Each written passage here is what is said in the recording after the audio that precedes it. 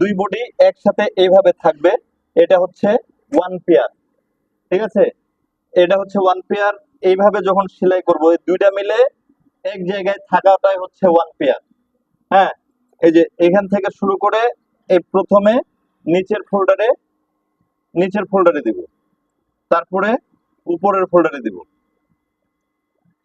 এই যে এইভাবে দিয়ে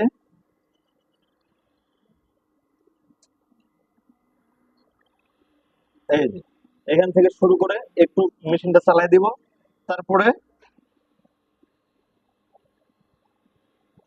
তারপরে এইভাবে এইভাবে দিয়ে এইভাবে এখান পর্যন্ত আমাদের একটা সেলাই হয়ে গেল। এটার নাম হচ্ছে ব্যাক রাইস। এই যে ব্যাক রাইজের পয়েন্ট মিলাই দিলাম, বুঝাইতে পারছি? এই যে এটা হচ্ছে ব্যাক রাইস। এই যে এই সেলাইটার নাম হচ্ছে ব্যাক ইউ, এটার নাম হচ্ছে ব্যাক রাইস। Thank you.